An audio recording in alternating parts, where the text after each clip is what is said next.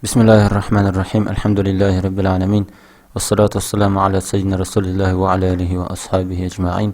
وبعد. السلام عليكم ورحمة الله وبركاته. Құрметті балалар, арабша оқып үйрену сабағын жалғастырамыз. Өткен сабақта дамманы өткен болатынбыз. У деген харакат, 3 харакат сонымен бітті. Бүгін жаңа тақырып сукун деген тақырыпты өтеміз. Иншалла сукун деген ол тоқтау белгісі. Қазақшаны оқысаңыз, әріптің үстіне қойылатын және де оны алдыңғы әріппен жалғастыратын дөңгелек белгі ол сукун деп аталады дейді. Жақсы, егер әріптің үстінде сукун белгісі болса, онда харакатсыз тек әріптің өзі ғана дыбысталады дейді. Яғни мим деген әріп м деген дыбысты береді, мим м деген дыбысты береді. Деген сияқты. Дум болады, сонда д у м дум болады.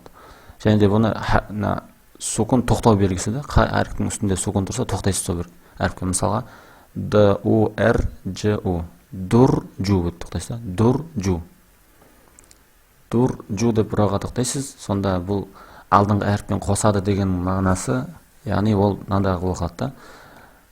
д у р ж у болса дур жу деп оқылады. Ол сіз бұлай оқысаңыз қате болады. ду р жу деп оқысаңыз қате болады. Оны бәлкім сіз қосып оқуыңыз керек. Ро мен р-ның үстінде сукун. Демек осы р әрпін алдыңғы әрпін қосады деп отыр ғой. Демек мынау ду деген роға қосылып кетеді. Дур деп қосылып айтылады да, сонда жу болып ары жалғастырады. Дур жу. Оны сіз ду р жу деп бөлек айтсаңыз ол қате болады. Қосады деген сол дур жу деп қосады да. Сол сияқты дәр су деп оқысаңыз қате болады. Дәр су болады да. Дәу су болады. Дәу ру деген сияқты. Уду әзир әрих әрид әухи ирва издәра'a әурақа әурафа. Яғни сукун деген түсінікті болды деп ойлаймын. Сукун тағы да жаңағы енді мысалдан кейін тағы да оқысақ, әріптің үстіне қойылатын және де оны яғни сол әріпті, сукун қойылған әріпті алдыңғы әріппен жалғастыратын дөңгелек белгі, алдыңғы әріппен жалғастырады. Ән дегенде ән деп оқымайсыз, ән деп жалғастырып қосып оқисыз ғой. Сондықтан нунды алдыңғы әріппен жалғастырып отыр да, қосып отыр. Соны сукун деп айтады. Сукун деген осындай домалақ белгі, ол тоқтау белгісі, және де алдыңғы әріппен қосып жібереді.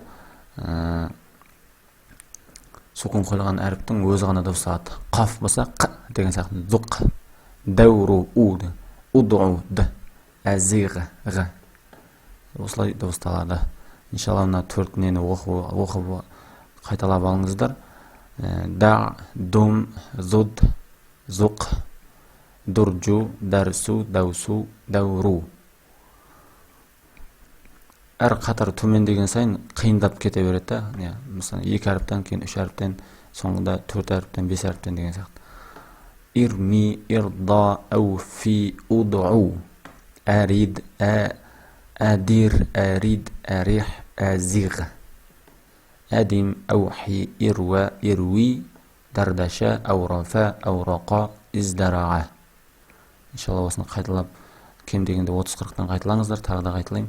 Сұрақтар болса ұялмай сұраңыздар, немесе ұстаздарыңыздан сұрап алыңыздар.